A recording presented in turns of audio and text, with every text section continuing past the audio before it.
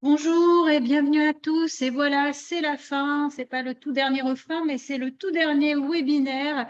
Je vous remercie de votre participation à cette deuxième journée professionnelle proposée par le Salon du Livre et de la Presse Jeunesse en Seine-Saint-Denis. Ces deux journées qui ont comporté plus de 80 rencontres avec l'édition de jeunesse. Nous sommes très heureux de vous inviter la semaine prochaine au Salon qui ouvrira ses portes mercredi le 30 novembre et se déroulera jusqu'à lundi 5 décembre à Montreuil sur le thème Désir du monde. En tant que professionnel du livre et de l'enfance, il vous suffit de vous accréditer en ligne sur slpjplus.fr pour vous venir nous rendre visite en accès libre sur toute la durée de l'événement. Merci beaucoup d'avoir assisté à tous ces webinaires. Il vous reste encore à découvrir théâtre et bibliothèque, quelle relation, quelle médiation, la petite bibliothèque ronde. Je vous laisse en compagnie de Julien Maréchal, Valérie Bogier, Adrien Devanne et Pierre Banos. Bonne séance. Bonjour à toutes et à tous et merci beaucoup de nous avoir rejoints pour ce dernier webinaire. Donc, grosse pression sur nos épaules pour rendre ces échanges aussi dynamiques et intéressants que tous les précédents. Je suis donc Julien Maréchal, le directeur de la Petite Bibliothèque Ronde, qui est une association, une bibliothèque associative dédiée au jeune public qui existe depuis 2007 et qui a pris la suite de l'action menée par l'association La Joie par les livres, qui a été créée en 1965.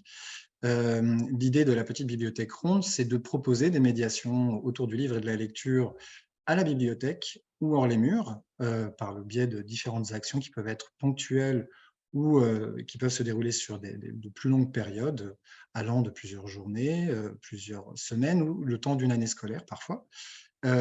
Toujours dans l'idée de proposer aux enfants et aussi souvent que possible à leurs parents des moyens de découvrir le livre et la lecture, certes, mais aussi d'autres formes des formes artistiques aussi variées que possible en lien avec la lecture.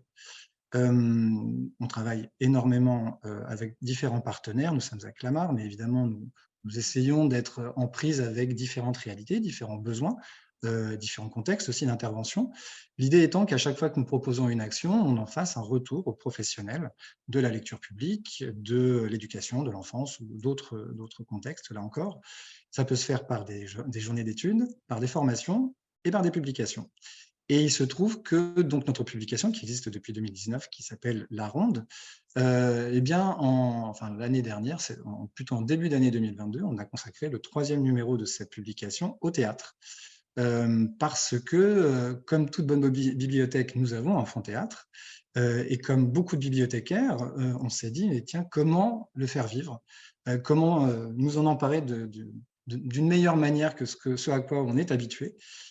Tout simplement en essayant de travailler avec des professionnels du spectacle vivant, et en l'occurrence, c'était avec Sandrine Lano et l'Indicible Compagnie. On a travaillé sur un texte de Joël Joanneau qui s'appelle Dernier rayon. On a travaillé à son adaptation avec des lecteurs de la bibliothèque. L'idée étant qu'après, ça nous serve de matière à réflexion pour partager ces enseignements dans le cadre de la ronde, mais la ronde s'est nourrie aussi des retours d'expérience, des réflexions, des pratiques aussi d'un certain nombre de professionnels, chercheurs, directeurs de théâtre, bibliothécaires, etc., artistes bien entendu, dont Pierre Banos, Valérie Bogier et Adrien Devanne, qui ont bien voulu poursuivre finalement les réflexions amorcées dans cette publication et les partager différemment, à l'oral cette fois-ci, dans le cadre de ce webinaire. L'idée étant finalement de passer les 40 prochaines minutes, qui passent très vite, et j'essaierai d'être aussi court que possible en rendant les échanges aussi dynamiques que nécessaire, pour revenir sur un certain nombre de choses qu'eux-mêmes ont vécu, ont testé, ont expérimenté et toutes les réflexions qui en a découlé dans leurs expériences respectives.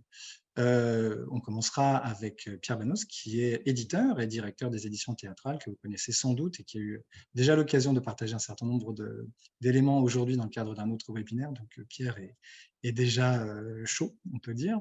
Valérie Bogier, qui est bibliothécaire, responsable du pôle ado et du spectacle vivant aussi à la Bibliothèque de Montreuil, et Adrien Devanne, qui est directeur du Théâtre Paris-Villette dans le 19e arrondissement de Paris, et qui est un théâtre, il nous en parlera, qui est notamment spécialisé dans la création d'un théâtre contemporain jeune public.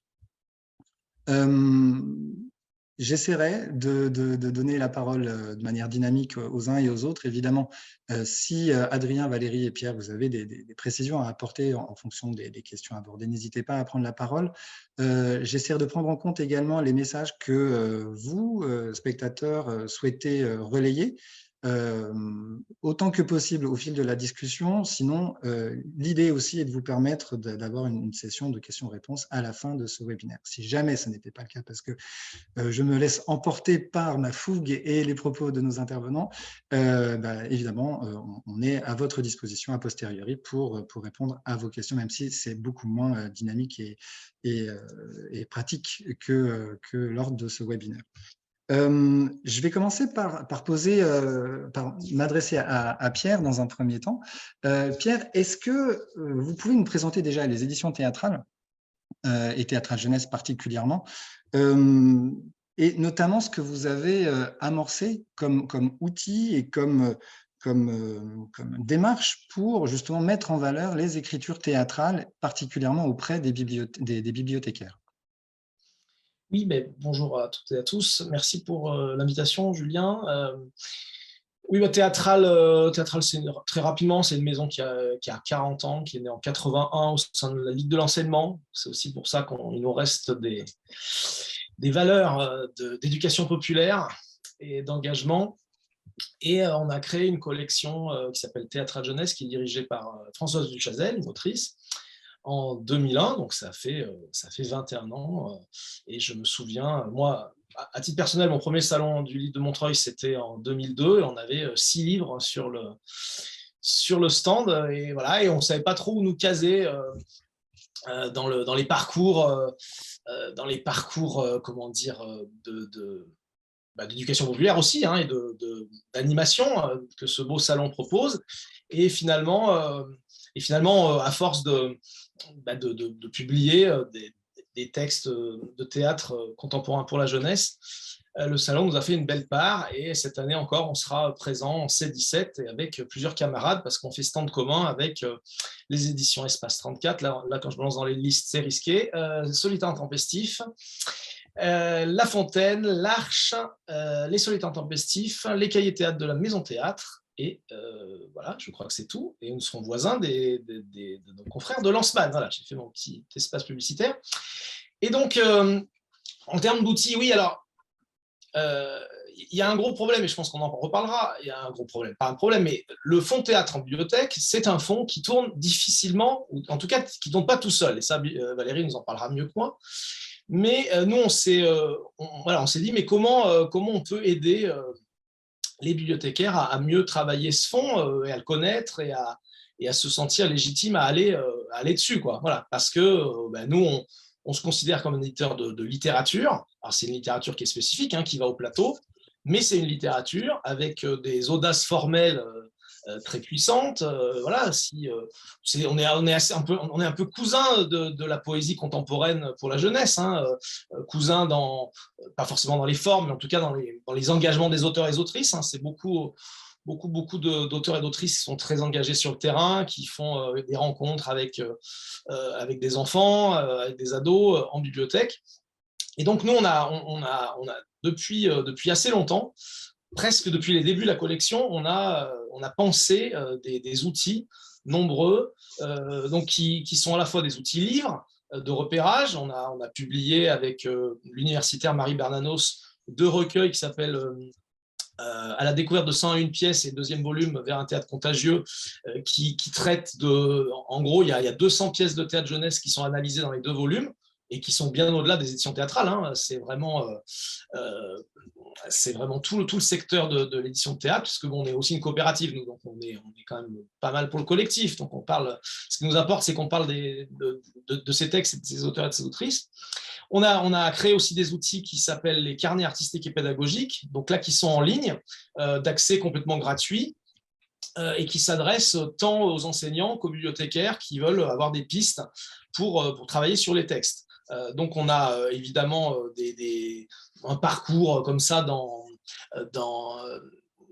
les œuvres, mais l'idée était que ce ne soit pas un ton injonctif, c'est pas de dire, voilà, c'est comme ça qu'il faut traiter ce texte, mais on peut le faire comme ci, comme ça. Et comme on est proche aussi d'une association qui s'appelle l'ANRAT et qui place comment dire, l'alliance entre les enseignants et les artistes comme étant stimulant, on ouvre l'atelier d'artistes des auteurs et des autrices et on donne un certain nombre d'outils. Voilà, et puis après, bon, parce que je suis toujours trop bavard, mais il y a plein d'autres outils sur notre site, vous le verrez dans notre espace pédagogique. On a fait un gros travail en direction des bibliothécaires, on participe à des formations, on est allé au salon de l'Association des bibliothécaires de France, et puis on a fait beaucoup de choses avec la bibliothèque de Montreuil, mais ça je vais laisser Valérie en parler. En tout cas, tous ces outils, c'est vraiment pour dire aux bibliothécaires, ben voilà, n'hésitez pas à aller dans ces fonds théâtre, n'hésitez pas à les découvrir, les lire. Hein, le slogan de la maison, c'est « le théâtre, ça se lit aussi ». Donc, il y a une évidence. Et je sais qu'il y a parfois des réticences à oraliser ces textes-là, alors qu'ils sont faits pour ça. Et que dans l'heure du conte, Julien sourit parce que ça fait 15 fois que je prends cet exemple, mais dans l'heure du conte, on oralise des albums. Pourquoi n'oraliserez-vous pas, c'est compliqué ma phrase, des textes de théâtre qui sont écrits pour le partage. Voilà, et je m'arrêterai là. Mais l'une des questions que je me posais, c'est notamment dans les outils et dans les échanges que vous avez aussi avec les professionnels de la lecture publique. Est-ce que vous arrivez comme ça à identifier à la fois les motivations, mais les freins auxquels sont confrontés les bibliothécaires pour des questions de représentation, de légitimité? On en a souvent parlé, la question de la légitimité, en préparant déjà la contribution de l'année dernière et encore ce webinaire aujourd'hui. Enfin, la question qu'on s'est vraiment posée, nous, Petite Bibliothèque Ronde, c'est voilà, comment on peut aussi, nous, investir le théâtre à partir du moment, en plus, où on va aller chercher des professionnels du théâtre? Quelle est notre place là-dedans et comment on peut vraiment agencer la collaboration pour que ça ait du sens autant que possible, quoi. Est-ce que c'est quelque chose que vous avez régulièrement l'occasion de voir ou pas du tout? Ou si c'est, enfin, je veux dire, est-ce que c'est nous qui sommes peut-être représentatifs d'une minorité finalement de professionnels? Non, pas du tout. Quand c'est marqué théâtre, beaucoup de professionnels de la lecture publique imaginent que c'est pas fait pour eux parce qu'ils n'ont pas les clés, ils n'ont pas la formation théâtrale. Or, je pense qu'il n'y a pas forcément besoin, c'est déjà de la littérature, mais justement, c'est une littérature qui est pratique aussi, c'est-à-dire qu'elle se lit d'abord, parce qu'à part tenter l'imposition des mains, on prend connaissance des textes par la lecture. Donc, il y a cette possibilité, cette première possibilité, évidemment, et donc on peut très bien rester de l'auteur, l'autrice avec des interventions en bibliothèque pour décoincer la chose. Moi, on avait pour la petite anecdote, on a créé des formations qui s'appelaient Animer un fonds théâtre, et certaines ont été annulées faute de participants parce que les gens se disent « ah ben non, c'est trop compliqué ». Voilà. Sauf que je suis assez persuadé, et Valérie en parlera, qu'une fois qu'on est tombé dans ce répertoire-là, de toutes les maisons, on voit s'ouvrir un continent assez passionnant parce qu'il y a à la fois des audaces formelles, je le disais tout à l'heure, des auteurs et autrices qui peuvent très bien venir en bibliothèque, qui ont l'habitude du public, c'est des gens qui viennent du théâtre, hein, donc ils ont l'habitude de ce partage-là. Et après, on peut imaginer, alors ça, il y a plusieurs étages de fusée, et le dernier étage peut être très bien, et ça c'est Adrien qui va nous en parler, faire des partenariats avec carrément le monde du théâtre, avec des professionnels du théâtre. Mais pour moi, tous ces étages de fusée, ils se superposent et on arrive à quelque chose de très chouette quand on est sur de la co-construction de projet. Mais le premier étage simple de le bibliothécaire, la bibliothécaire qui travaille avec à faire vivre ce fonds, ça suffit déjà. Je veux dire. Et après, on peut aller au-delà. Mais voilà, moi je pense qu'il faut oser aller là-dedans. C'est un fond qui ne tourne pas tout seul, ça c'est certain. Mais une fois qu'on met un peu d'huile au coude et on a des super résultats, et on a fait nous notamment des très très belles choses en bibliothèque, à la bibliothèque de Montreuil, c'est à l'instigation de Valérie. Mmh. Valérie, oui, effectivement, je vais me tourner vers vous. J'ai bien pris note aussi des 2 remarques qui apparaissent sur le fil de questions-réponses. On parlera effectivement des relations du théâtre jeunesse avec les enseignants et l'école, bien sûr. Ça fait partie aussi de l'inscription territoriale du théâtre et ça va de soi. Mais Valérie, donc je me tourne vers vous parce que finalement, à ma connaissance, vous occupez un poste qui n'est pas fréquent dans le monde des bibliothèques. Est-ce que vous pouvez nous en parler un peu, d'où il vient et ce que ça implique aussi au sein du réseau des bibliothèques et aussi dans vos relations avec les théâtres et le théâtre de Montreuil particulièrement? Merci Julien déjà de m'avoir invité à cet échange et puis aussi à l'écriture de l'article qui m'a permis de réfléchir au travail qu'on mène dans les bibliothèques de Montreuil. Alors, mon poste, oui, effectivement, il est assez particulier dans la mesure où il s'est fait au fil de l'eau et au fil aussi de peut-être de qui je suis et d'où je viens. Puisque j'ai une vie antérieure où j'ai été comédienne pendant 20 ans et donc je suis animée par le théâtre quotidiennement dans ma vie, c'est mon ADN. Et comme je le disais dans l'article, je pense que bibliothèque et théâtre, on a beaucoup de choses en commun. On a un public. Et c'est un mot, on peut dire lecteur, on peut dire usager, on peut dire spectateur. En tout cas, il y a des gens qui vont à la recherche d'un imaginaire, d'écriture, d'histoire. Et ça nous relie fortement. Alors après, pour rebondir ce que vous disiez, Julien, sur les questions de représentation, je pense qu'il y a une question de représentation dans le monde des bibliothèques, du théâtre et on en fait un monde à part, éloigné, alors que, et je déroule ce que disait Pierre, l'heure du conte, c'est de la lecture à haute voix. Le théâtre, c'est une autre forme et qu'on peut lire à haute voix. C'est aussi simple que ça. Mais c'est une question d'autorisation, de se dire, voilà, je peux le faire. Alors, ma position à Montreuil a été particulière puisque je venais avec ce bagage et donc j'ai pu accompagner mes collègues à cette autorisation. Et le théâtre permet en fait aussi à des vertus de rassemblement en équipe parce que c'est ludique, parce que c'est des écritures extrêmement pertinentes, pleines, qui parlent du monde d'aujourd'hui. Je parle vraiment du théâtre jeunesse, puisque c'est le sujet, mais ça serait vrai aussi pour le théâtre adulte. Et c'est un lieu de rencontre pour les professionnels. Donc, il y a juste une allumette à gratter pour qu'il y ait une petite flamme, mais il n'y a pas besoin d'être comédienne ou comédien pour le faire. Il faut juste quelqu'un qui, comme sur un fond poésie, va dire, en fait, il faut faire quelque chose. Alors oui, il faut du militantisme, mais un fond art aussi. Je pense que tout domaine a besoin d'être soutenu. Et c'est par petites doses, des petites touches successives qui permettent, en fait, de donner le goût à tout le monde. Et au bout du compte, d'en faire un axe prioritaire qu'on peut aller, bon, à Montreuil, on va assez loin parce qu'on est un territoire particulier, on a 6 théâtres, on a 2 maisons d'édition sur le territoire, on a 140 compagnies de théâtre, donc voilà, le tapis rouge est là, donc on y va, quoi. Mais je pense que quand on a pris goût à ça, je le vois avec mes collègues, les actions sont depuis 10 ans reconduites, demandées. Et c'était l'une des questions que je voulais vous poser justement, c'est-à-dire comment se passe la structuration de cette proposition autour du théâtre à l'échelle de la bibliothèque? Est-ce que ça a été simple d'amorcer ça de manière collective? Comment et quelle est la place aussi des collections ou de la collection théâtre au sein de la bibliothèque, des bibliothèques, dans le sens où est-ce qu'il y a ça se trouve à un seul endroit ou est-ce que c'est disséminé dans les différentes sections parce que ça pourrait être transversal, par exemple? Comment se décident aussi les actions, sur quelle modalité et avec quels partenaires pour le coup?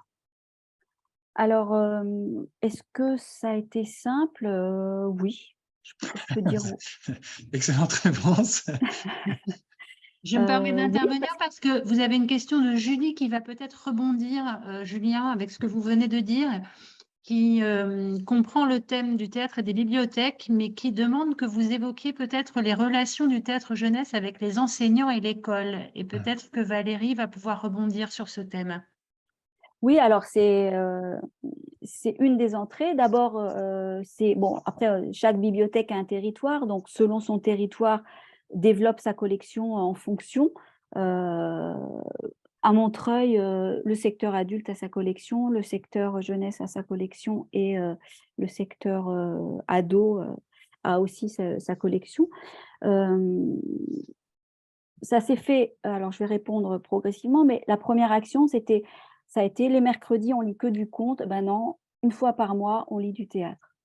C'est aussi simple que ça, on décide. Il y a un mercredi par mois, c'est du théâtre. Et on met en place. Après, on monte une action en direction des scolaires. C'est une action, par exemple, celle qu'on mène depuis plus de 10 ans, qui s'appelle Lire à deux voix. C'est une action très simple. On a commencé avec les primaires, CM1, CM2, et maintenant on le fait pour le collège, les lycées et les post-bac, donc avec un grand choix de textes possibles. C'est une action qui ne demande pas d'argent, parce que souvent, il faut de l'argent, c'est compliqué. Non, il faut 2 bibliothécaires qui vont répéter des extraits de 5 textes achetés en 2 exemplaires, vont répéter. La classe vient, on lit ces extraits à 2 voix, on lit, on n'interprète pas. Donc, c'est à tout ce travail, on a des intentions de jeu, mais on n'est pas en train d'incarner un personnage. Donc, lire, tout le monde sait le faire.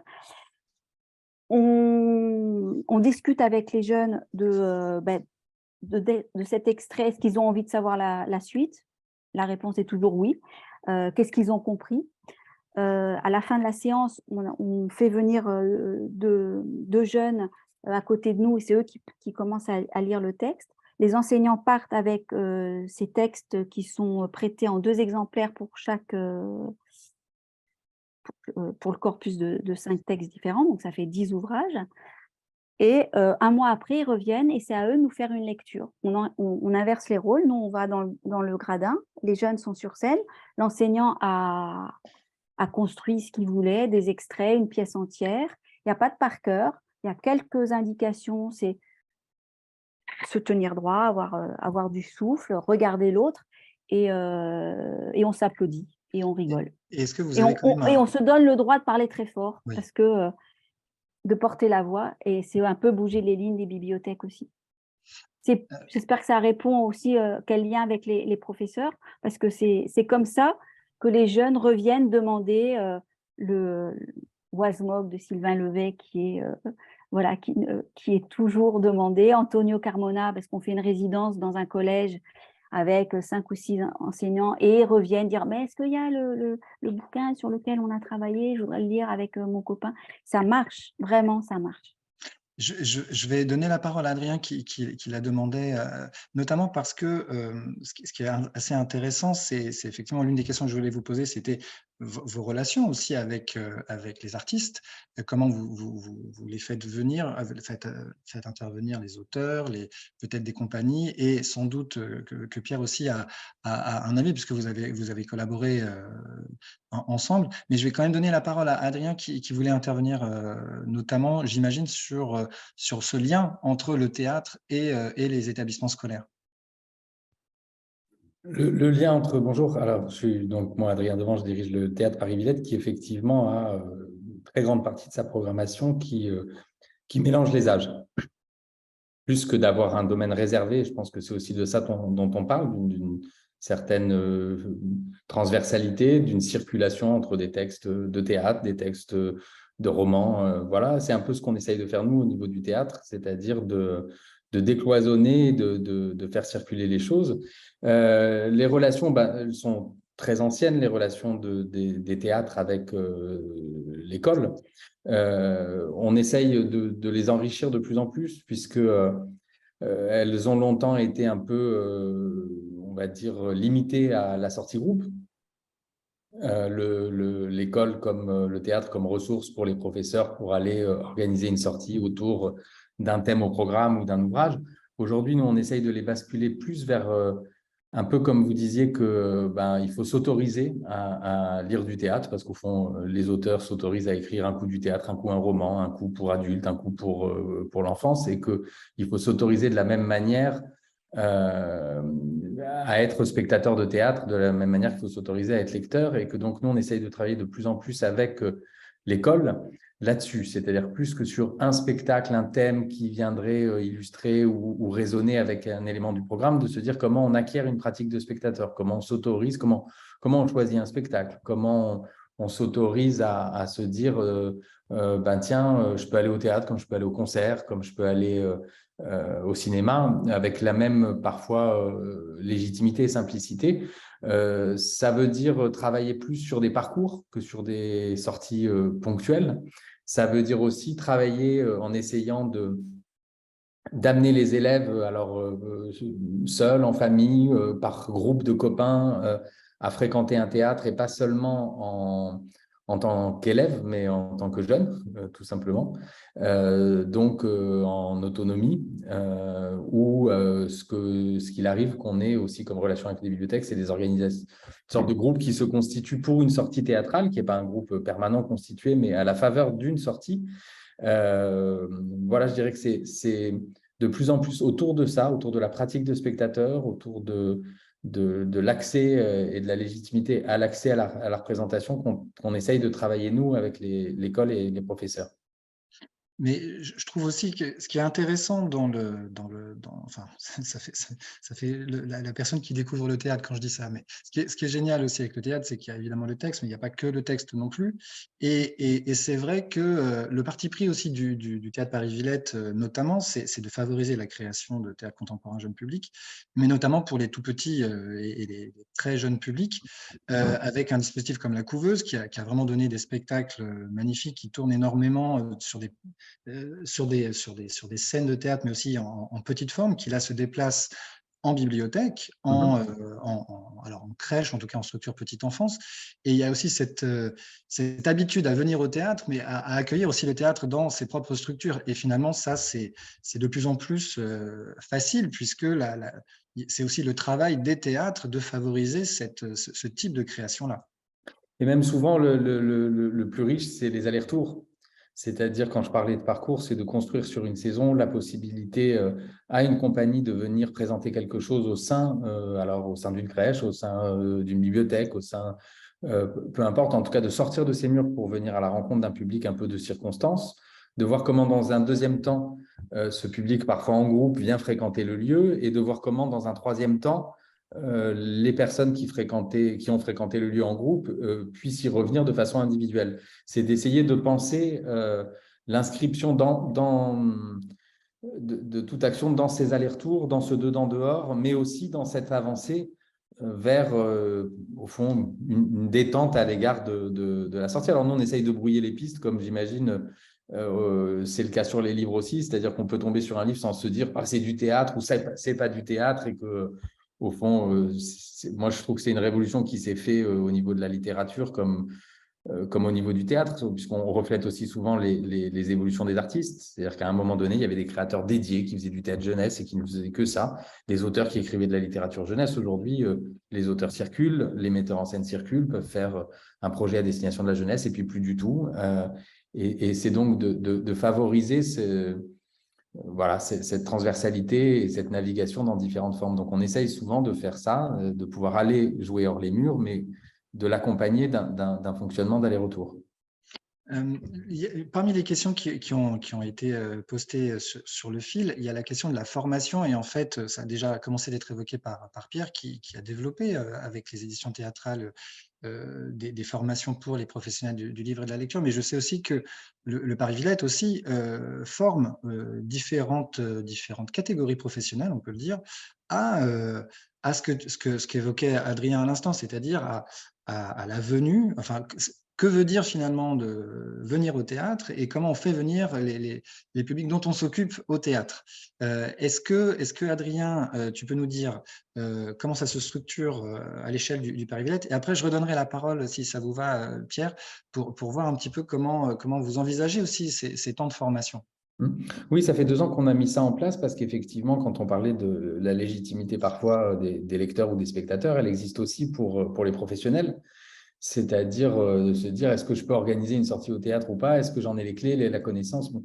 Et ce n'est pas toujours le cas. Et puis se dire que accompagner une sortie, ce n'est pas uniquement être là dans le bus pour montrer le chemin. Donc, ça fait 2 ans qu'on a fait une sorte, chaque année, on fait une sorte de temps de formation, une journée de formation dédiée à tout type de professionnels. C'est ouvert et libre.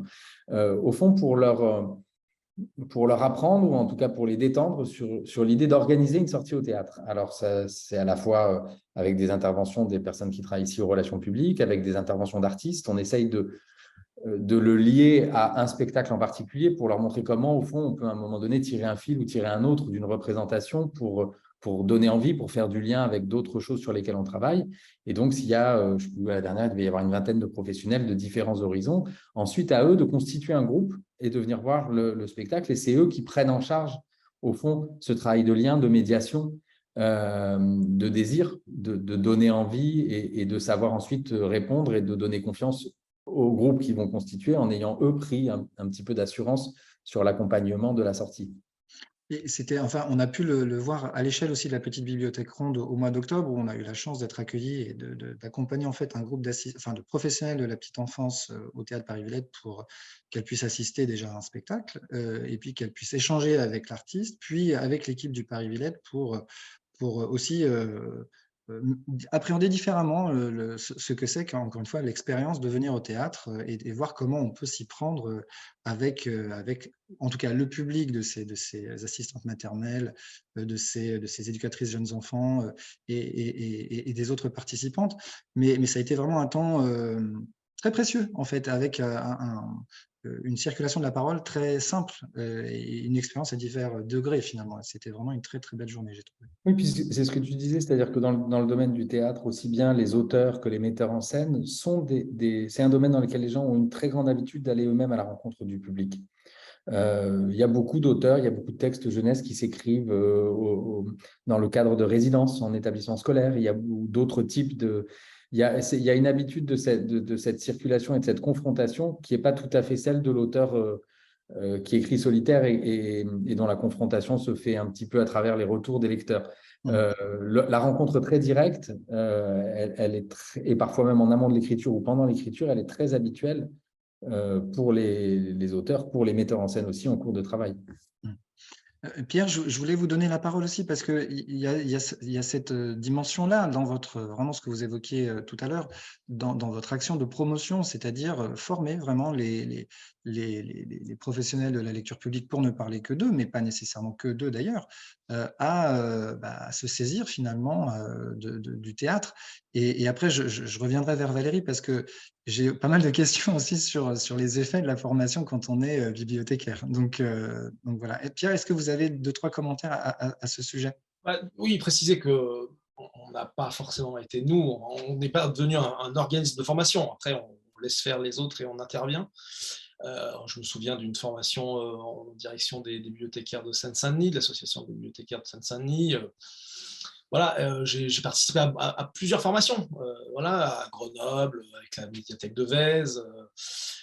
J'ai fait une résidence, ça c'était très chouette, dans un centre de ressources à l'Écriteau, à Quimper. C'était une résidence de lecteurs, donc là on formait des lecteurs éventuellement. Moi je venais en tant que lecteur aussi, et je venais partager mes désirs, mes coups de cœur et tout ce qu'on veut. Voilà, non, ce que je disais un peu tout à l'heure, un peu en forme de pirouette, c'est que moi, en tant qu'universitaire, j'avais créé des formations vraiment pour la fonction publique territoriale, donc vraiment en direction des bibs, et que ça ne s'est pas fait parce que voilà, il y avait faute de participants, peut-être de crainte, mais pour autant, je pense que quand on rencontre les gens et qu'on leur donne des outils, les outils que vous allez retrouver sur notre site internet. On fait aussi un travail, on est aussi diffuseur. Et on a fabriqué un catalogue pour les bibliothécaires qui s'appelle Essentiel et qui regroupe, c'est un outil de repérage dans le théâtre jeunesse, mais pas que, dans le théâtre adulte et puis la non-fiction, dans la douzaine de maisons d'édition que nous diffusons. Donc voilà, ça, vous pouvez tout à fait nous le demander. C'est vraiment fait pour les bibliothèques. Et puis pour lier aussi avec la question de l'enseignement, et comme il y a une question de catalysant débat de l'OCCE, on a aussi travaillé, et ça c'est pour tout le monde, on a fait un petit livre, je ne sais pas si on le voit, qui s'appelle « Accueil d'un auteur, d'une autrice dans une classe » avec l'OCCE. Donc voilà, formation par les outils numériques, par les vraies formations en vrai, tout ça est un panel qui permet d'inventer d'autoriser les gens à inventer des choses chez eux, quoi. Voilà. Et on a fait pas mal d'événements aussi avec Valérie, on a fait des kermesses littéraires, on a fait plein de choses.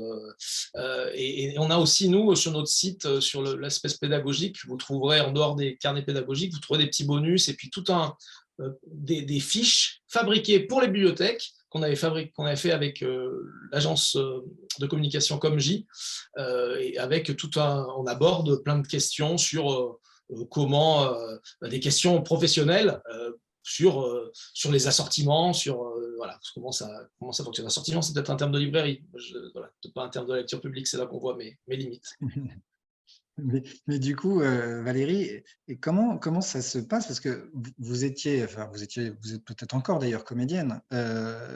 Est-ce que vous avez recueilli comme ça des envies parmi vos collègues bibliothécaires d'être formés? Comment ça s'est fait? Est-ce qu'il y a cette envie, ou est-ce que je reviens à la question du positionnement, parce que finalement, je parle pour moi, je suis bibliothécaire, mais je suis pas artiste, je suis pas metteur en scène, je suis pas acteur. Donc c'est vrai que comment ça se passe à Montreuil pour tout ce qui a trait au théâtre? Vous avez commencé d'en parler, hein, en disant voilà, c'est de la lecture, ça se prépare, etc. Mais dès lors quand même qu'on fait venir un artiste, un professionnel en tout cas du spectacle vivant, il y a un jeu de savoir trouver sa place pour ne pas préempter l'action, pour quand même rester sur son expertise. Comment vous arrivez justement à vous situer par rapport à tout ça? Alors, quand vous m'avez posé la question, est-ce que c'était simple? En fait, c'est en faisant. Moi, je crois qu'en faisant, en marchant, on s'auto-forme. Donc, c'était en lisant, enfin, ça a commencé en lisant avec les collègues, en disant, tiens, ce texte, il m'a plu, et si on le lisait ensemble à haute voix? Tu crois? On va dans une salle, on se met à l'abri du regard, et puis c'est deux collègues qui vont à la rencontre d'un texte. C'est pas facile, mais c'est aussi simple que ça. C'est de dire, on va passer un moment avec un bout de texte, un dialogue. Et à ce moment-là, moi, je pouvais donner des indications en disant, on va s'accorder sur le rythme, est-ce qu'on dit le prénom du personnage, est-ce qu'on signe, voilà, mais vraiment des petites c'est des petites choses, et c'était de la formation sans se nommer formation. Et maintenant, ça se passe de collègue en collègue, chacun se C'est vraiment dit… rentré dans la pratique. En fait, ça se fait de manière très naturelle, et ça serait même étonnant de ne plus le faire, d'une certaine manière. Oui, voilà, mais je pense que quand on lit, quand on va lire un conte, on va revenir au conte parce que c'est le basique des bibliothèques jeunesse. On ne se pose pas la question, est-ce que j'ai le droit d'ouvrir ma bouche et de parler à haute voix? On ne se dit pas, j'ai pas le droit, on le fait. Donc là, on est juste à deux, c'est un dialogue. Et vous le faites pour des publics qui ont quel âge à peu près? Parce que Alors, ce qui est étonnant dans l'intitulé de votre fonction, c'est qu'on a regroupé les ados et le spectacle vivant d'une certaine manière. Mais est-ce que pourquoi ce regroupement-là, et est-ce que malgré tout, vous arrivez à travailler avec d'autres groupes d'âge? Alors, pour expliquer, ado, parce que quand je suis arrivée, voilà, il y avait une petite niche, et voilà, on a ouvert les portes, et puis on a construit des projets en direction des adolescents. Et dedans, évidemment, j'ai apporté le théâtre en disant, on va faire ce projet Lire à deux voix, mais si on faisait une résidence, et puis si Je sais pas, enfin à chaque fois de mettre un peu le théâtre, mais quand il y a un prix littéraire, je participe à un jury, il y a des romans, il y a de la poésie, mais il n'y a jamais le théâtre. Et de dire pourquoi le théâtre n'est pas là? C'est une histoire, c'est une fiction. Pourquoi? Donc voilà, les petites touches. Je participe à un groupe au rectorat avec la DAC, c'est monter des formations en direction des professionnels. On discute, ça s'appelle l'art de lire, c'est avec la BNF, et on met le théâtre dedans, évidemment. C'est l'apporter comme ça à petite dose, et puis à un moment donné, c'est inviter des auteurs, et c'est faire avec eux. Parce que, et c'est sans se dire forcément on va se former, c'est discuter, c'est assister à voir comment l'auteur va s'y prendre, et c'est de jouer le jeu. C'est de jouer le jeu, c'est un peu, un peu énorme de dire ça, mais c'est jouer le jeu. C'est jouer le jeu de l'oralité à travers du dialogue, à travers une forme spécifique. Et alors, pour répondre à la question sur spectacle vivant, c'est parce que c'est un nouvel axe qui est arrivé dans les bibliothèques de Montreuil, où on a eu une rénovation et on a décidé d'ouvrir une salle avec un lieu polyvalent où on peut accueillir des résidences d'artistes pour que voilà, les auteurs, les comédiens, les danseurs puissent avoir des temps dédiés quand les bibliothèques sont fermées, quand les salles ne sont pas occupées. Eh ben, on offre ces espaces aux artistes. Donc, on n'a pas les moyens d'un théâtre, mais on donne un lieu avec un peu d'éclairage, avec une régie pour qu'il y ait de la création. Parce que je pense que les lieux de bibliothèque sont des lieux de création. C'est absolument fascinant parce qu'on voit vraiment qu'à Montreuil, en tout cas, il y a la thématique théâtrale est portée par la puissance publique. En tout cas, c'est assez beau à voir. Je voulais quand même revenir sur la question des moyens et des financements que vous avez commencé à aborder, Valérie, mais en me tournant cette fois vers Adrien, parce que ce qui est important de ce point de vue-là, c'est que tu évoquais, Adrien, le lien avec les écoles. Mais ça, c'est aussi parce que ça a bénéficié du soutien de la DRAC, je crois, dans le cas du Paris-Villette. Vous avez réussi à convaincre. Alors, oui, on a même sur ce travail, un peu, je disais, vers l'autonomie des spectateurs, on a un financement à égale partie croisé entre la ville de Paris, le ministère de la Culture à travers la DRAC et la région Île-de-France. C'est un projet qui, effectivement, dès qu'on fait un peu du sur-mesure et du individuel, c'est tout de suite plus chronophage et plus lourd financièrement qu'une sortie où c'est le professeur qui amène 25 élèves d'un coup. Mais les trois collectivités se sont rejoints pour accompagner depuis maintenant 6 ans, je crois, ce projet, ce qui était une nécessité, sinon on n'aurait pas la possibilité de le mettre en place. Et donc, vous faites vraiment je ne sais plus combien d'établissements ça concerne, pour quels âges d'ailleurs, mais c'est sur un territoire assez vaste finalement. Au départ, on l'a fait lycée-collège, et depuis maintenant 2 ans, on le fait aussi ce qu'on appelle les petites passerelles, c'est-à-dire qu'on le fait aussi avec des élèves d'élémentaire. Et en fait, ça devient presque un processus de travail, puisqu'on a fait une expérience avec une crèche l'année dernière, qui était un peu différente, parce que bien sûr, on ne va pas demander aux enfants de 3 ans de venir seuls au théâtre, mais au fond, on cherchait la même avancée, le même escalier vers la sortie au théâtre pour les parents. Et on reprenait un peu la même façon de voir les choses sur un travail plus sur mesure, et comme on disait tout à l'heure, avec une présentation au sein de la crèche et ensuite un retour au théâtre avec un établissement de petite enfance. Et est-ce que, parce que finalement, ce qui est aussi très intéressant avec le Paris-Villette, c'est qu'il y a cette large couverture des jeunes publics, de tout petit aux lycéens. Est-ce que comme ça, il y a des choses qui ont évolué dans le temps finalement depuis 2013 et ton arrivée au Paris-Villette? Est-ce que tu vois qu'il y a des choses qui sont naturelles maintenant et que finalement il y a… Moi, j'ai l'impression que, au fond, plus que depuis notre arrivée, j'ai l'impression qu'au moment où on est arrivé, c'est parce que ça reflétait un mouvement qui était déjà en cours, qui était celui de ne plus penser les choses aussi cloisonnées. Et que ça, on voit des gens, il y a des spectacles, nous, on a un public qui, pour 55%, a moins de 30 ans. Donc, c'est effectivement un public qui est entre un spectateur de 3-4 ans et un spectateur de 22, c'est pas les mêmes.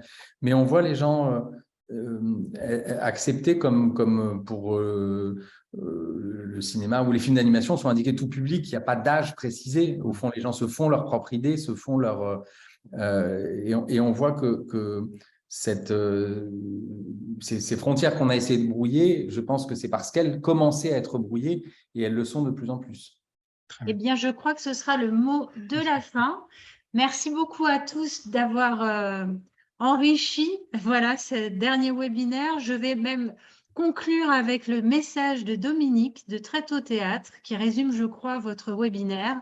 Oraliser les textes de théâtre, ça marche très bien avec les enfants et les adultes en lecture partagée. On le pratique régulièrement avec les élèves, les enseignants, les adultes et les enfants en famille. Et lire ensemble, c'est trop bien. Voilà, je vous donne rendez-vous au salon la semaine prochaine à partir de mercredi 30 novembre. Une très belle soirée et un très bon week-end à vous tous.